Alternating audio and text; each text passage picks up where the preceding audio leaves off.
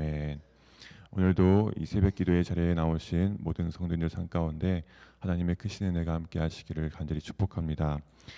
아시아에서 온 유대인들이 바울을 음모하고 죽이려고 하는 폭동이 일어나자 이 소식을 들은 천부장은 그 폭동을 잠재우기 위해서 백부장과 군인들을 투입하게 됩니다.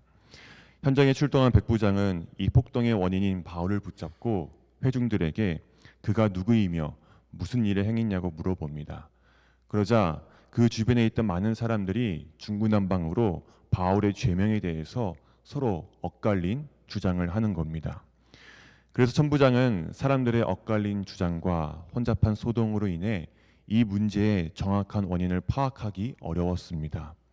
그래서 바울을 조용한 영내로 데려가서 거기서 다시 조사를 하려고 했죠.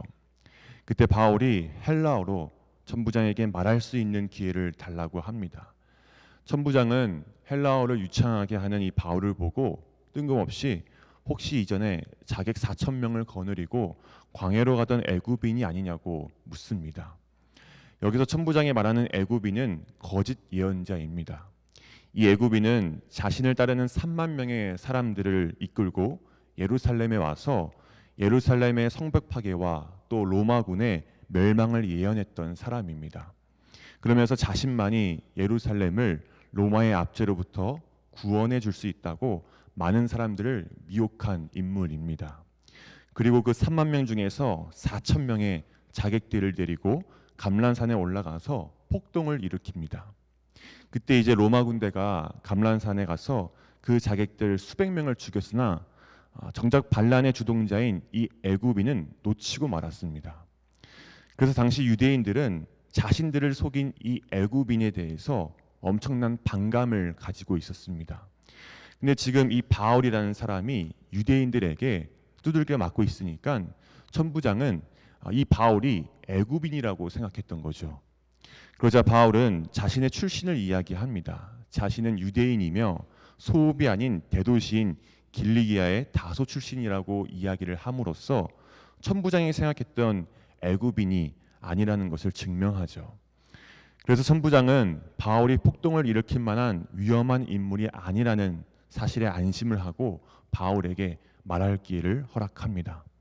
그러자 바울은 층대 위에 서서 히브리 말로 연설을 하기 시작합니다. 여기서 히브리 말은 구약 시대의 히브리어가 아닌 아람어일 가능성이 굉장히 높습니다.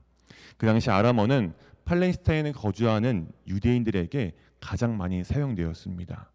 그래서 바울은 일부러 이 아람어를 사용해서 보다 효과적으로 그들에게 메시지를 전달하고자 했고, 또 이 아람어를 사용함으로써 자신은 경건한 유대인이자 유대율법과 관습을 존중한다는 것을 보여주려고 했던 것입니다. 그러자 청중들은 이 말을 듣고 갑자기 조용해집니다. 배교자이자 자기 민족을 저버린 파렴치하다고 생각한 이 바울의 입에서 자신들의 일상의 언어가 나오니까 당황했겠죠. 그런 상황에서 바울은 다시 한번 자신의 출생에 대해서 이야기합니다.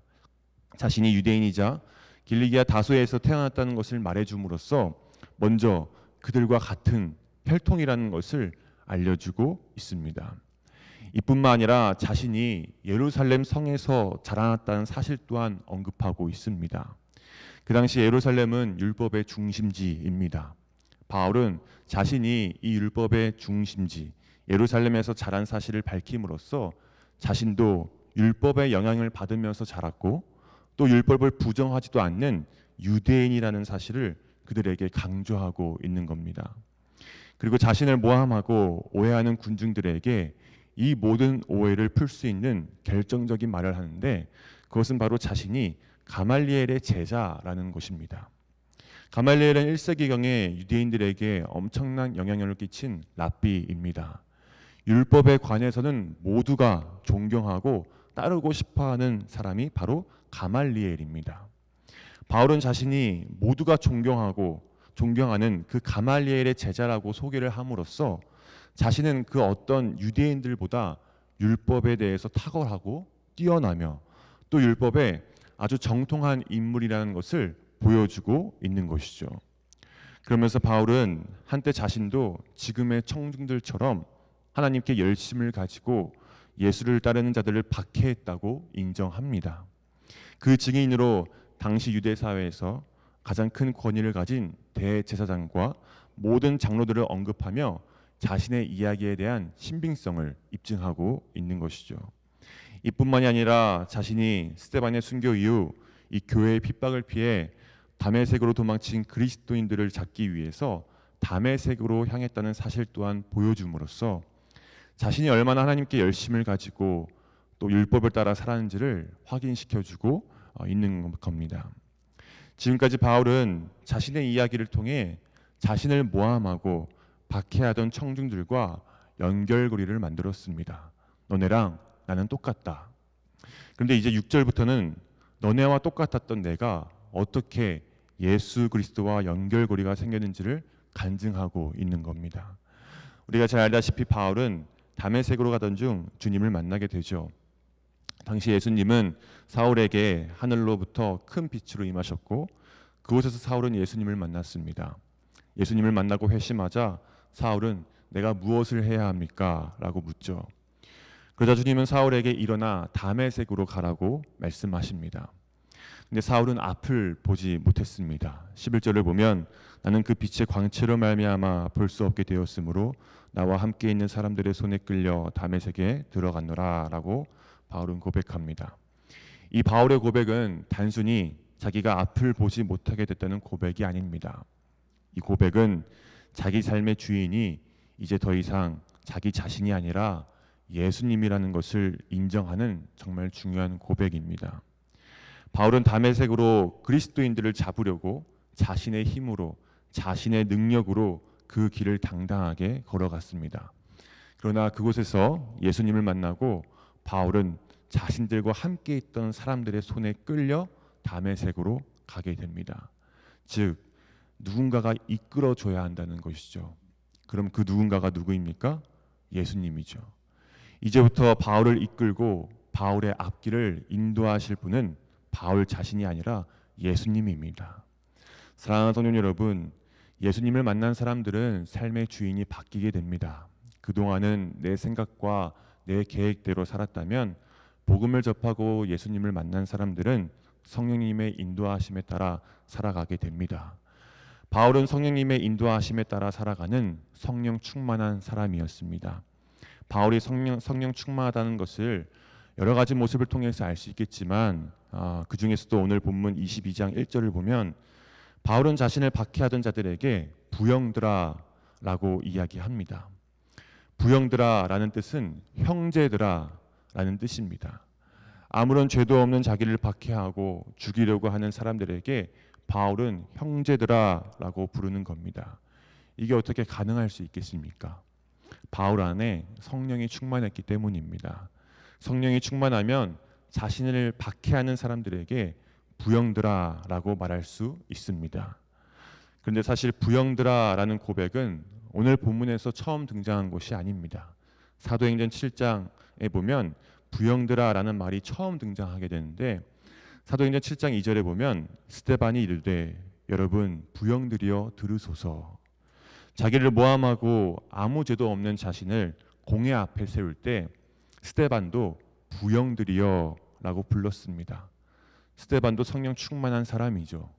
6장에 보면 스데반에 대한 이야기가 나오는데 3절과 5절과 8절과 10절을 보면 충만이라는 말이 스데반에게 항상 붙어 다닙니다. 성령과 지혜가 충만하고 믿음과 성령이 충만하고 은혜와 권능이 충만하고 계속해서 스데반을 충만한 사람이라고 부르고 있습니다. 근데 이 충만이라는 뜻은 단순히 무엇인가가 가득하다라는 의미가 아닙니다. 성경에서 충만은 지배받다라는 뜻입니다.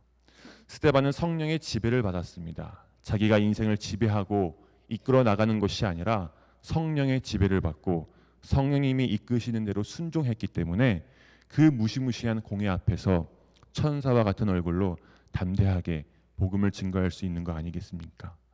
오늘 바울도 성령의 지배를 받았기 때문에 자신을 때리고 자신을 모함한 사람들에게 부형들아라고 말할 수 있었습니다. 다메섹에서 예수님을 만난 바울의 인생은 성령님께서 이끌어가고 계셨습니다. 사랑하는 성도 여러분, 복음을 접하고 예수님을 만나면 내 인생의 주인이 바뀝니다. 그동안은 내 뜻과 내 생각대로 살아서 내 안에 세속적인 것들이 가득했다면 이제는 내 안에 성령이 충만해서 성령님의 지배를 받아 하나님의 뜻과 계획을 따라 살아가게 됩니다. 오늘 나는 무엇의 지배를 받고 살고 있습니까? 오늘 이 새벽 내 안에 가득한 것은 무엇이며 나는 무엇의 지배를 받고 오늘 이 자리에 나왔는지 한번 점검해 보면서 내 안에 만약 다른 것이 있다면 성령으로 충만하여서 오늘 이 스데반과 바울처럼 성령님이 내 삶을 지배하고 나의 삶의 주인이 예수님으로 바뀌게 되는 그런 놀라운 역사가 오늘 저와 성도님들 삶 가운데 일어나게 되기를 간절히 축복합니다. 기도하겠습니다. 사랑의 많으신 하나님 감사합니다. 오늘도 저희들을 이 자리에 불러주시고 이 새벽부터 주님의 말씀으로 하루를 시작하게 해주심에 감사드립니다. 주님, 우리가 스데반과 바울처럼 늘 우리 안에 성령이 충만하길 소망합니다. 우리 안에 다른 것이 가득 차서 그동안 그것들에 의해서 지배받고 있었다면 주님이 시간 용서하여 주시고 우리 안에 오로지 성령이 충만하여 성령님의 지배를 받고 살아가는 우리 모두가 될 수 있도록 성령님 인도하여 주시옵소서. 오늘 이 시간 각자의 기도 제목을 가지고 주님 앞에 나왔습니다. 우리의 모든 기도 주님께서 들으시고 또 응답하셔서 오늘 이 기도의 자리가 하나님의 살아계심을 증거하는 귀하고 복된 자리가 되게 역사하여 주시옵소서. 오늘 하루도 주님께서 함께해 주실 것을 믿사오며 살아계신 예수님의 이름으로 간절히 기도드렸습니다. 아멘. 하늘에 계신 우리 아버지여, 이름이 거룩히 여김을 받으시오며 나라가 임하시오며 뜻이 하늘에서 이루어진 것 같이 땅에서도 이루어지이다. 오늘 우리에게 일용할 양식을 주시옵고 우리가 우리에게 죄 지은 자를 사하여 준 것 같이 우리 죄를 사하여 주시옵고 우리를 시험에 들게 하지 마시옵고 다만 악에서 구하시옵소서. 나라와 권세와 영광이 아버지께 영원히 있사옵나이다. 아멘.